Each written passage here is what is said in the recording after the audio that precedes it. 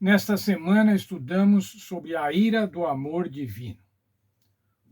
Como é que o amor divino, aquele amor que deseja que todos sejam salvos, não pode ser apartado da necessária justiça, ou seja, da punição e juízo do mal e daqueles que o praticam? Como é que o amor de Deus pode se manifestar e como a justiça de Deus também pode se manifestar para que haja harmonia no universo, para que haja harmonia no planeta Terra? A lição de hoje, o texto adicional da lição desta semana, apresenta citações de Ellen White referentes à punição de muitos membros do povo de Deus, do povo de Israel, no evento da adoração do bezerro de ouro, da edificação do bezerro de ouro e da apostasia e da idolatria que se seguiu após a fundição deste bezerro. Como é que isso aconteceu? Primeiramente, por conta da desconfiança. Moisés havia subido para falar com Deus e, segundo o povo, estava demorando.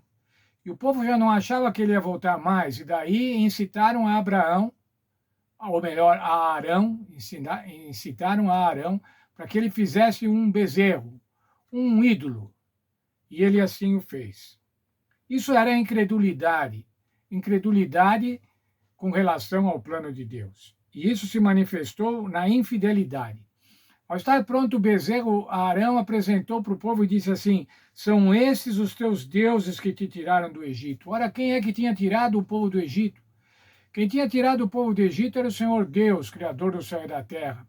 E agora eles estavam atribuindo a esse objeto de fundição, esse objeto humano, eles estavam atribuindo o fato de terem saído do Egito. Isso era um pecado de apostasia. E esse pecado de apostasia se seguiu a um culto pagão. Como foi esse culto? Eles ofereceram holocaustos, ofertas pacíficas, havia comida, bebida, havia diversão.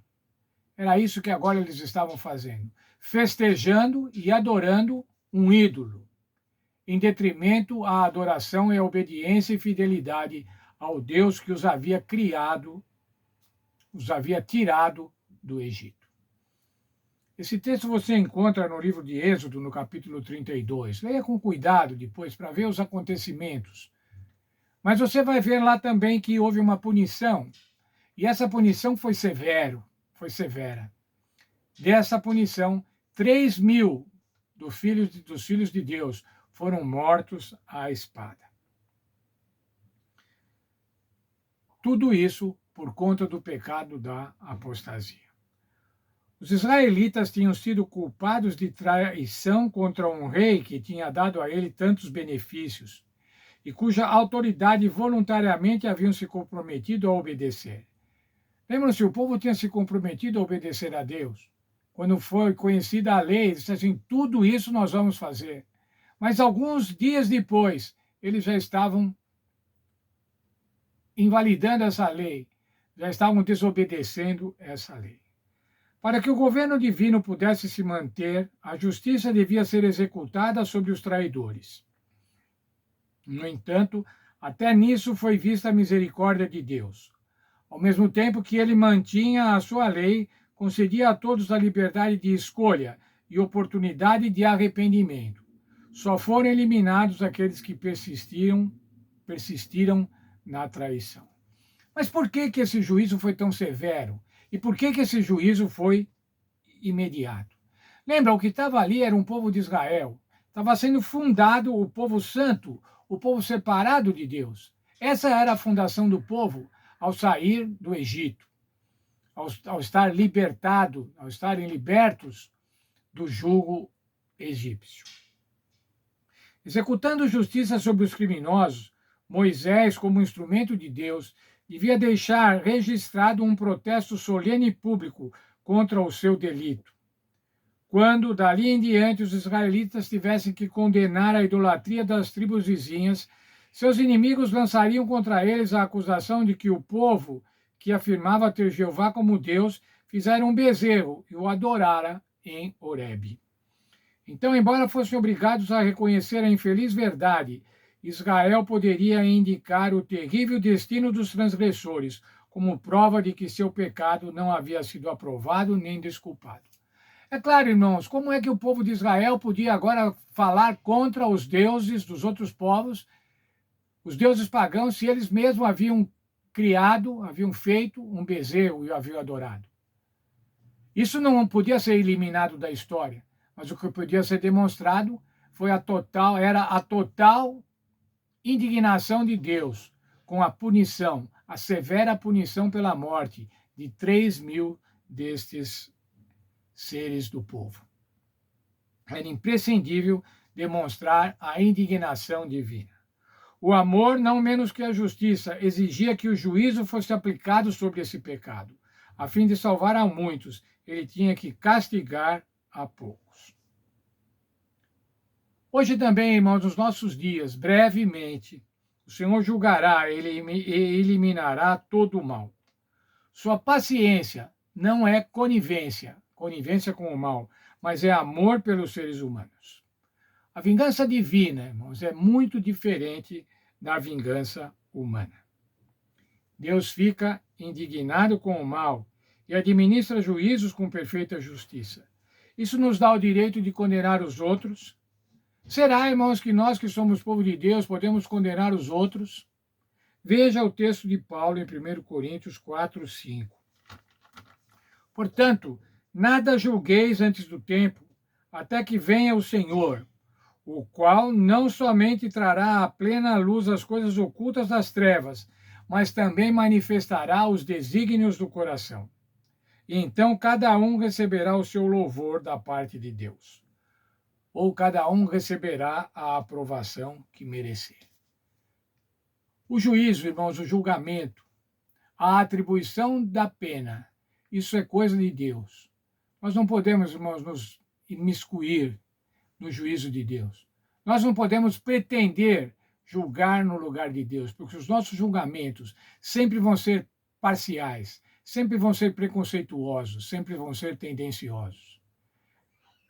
Essa lição, irmãos, aprendemos que o Senhor Deus tem grande amor pelo seu povo, tem grande amor pelos seres humanos, mas o Senhor também tem ira contra o mal. Nós vimos ainda nessa lição o verso que diz assim: o povo ofendeu tanto a Deus que houve um momento em que não tinha mais remédio e Deus tinha que executar o seu juízo. E foi o que aconteceu através do Império de Babilônia, que invadiu Jerusalém. Sabe, irmãos, o Senhor Deus vai executar o seu juízo. O Senhor Jesus vai voltar, em breve vai voltar, nós cremos dessa maneira. E daí, então, o juízo de Deus vai ser executado.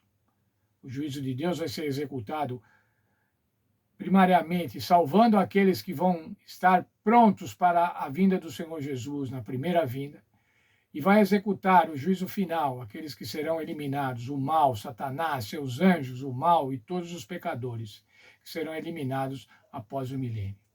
Que Deus nos abençoe, que a gente possa participar dessa primeira ressurreição, a ressurreição quando da vinda do Senhor Jesus, aquele que nos salva, o único que nos salva, o único que pode nos apartar da ira do Senhor Deus Pai contra o pecado e contra o mal. Deus abençoe a todos. Vamos orar.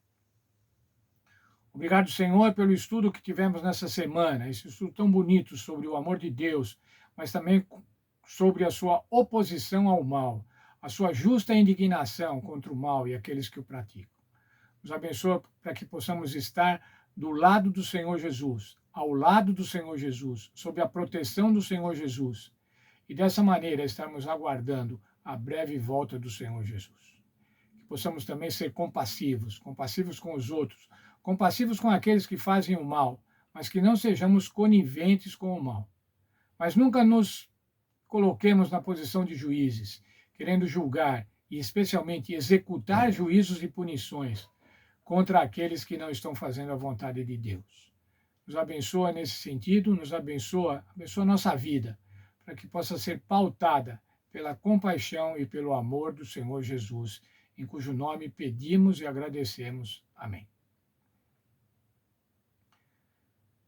Quero desejar um sábado feliz para todos, que amanhã todos possamos estar nas nossas igrejas, nas nossas classes, encontrar com os nossos irmãos, nos confraternizarmos e dessa maneira tornar o sábado um dia feliz para nós. O sábado é um dia santificado, o sábado é santificado. É o espaço de tempo santificado por Deus, que nós então possamos entrar neste tempo alegres, felizes, porque o Senhor santificou esse dia para que nós pudéssemos ter um encontro com Ele, um encontro com os nossos irmãos. Deus nos abençoe a todos neste próximo sábado.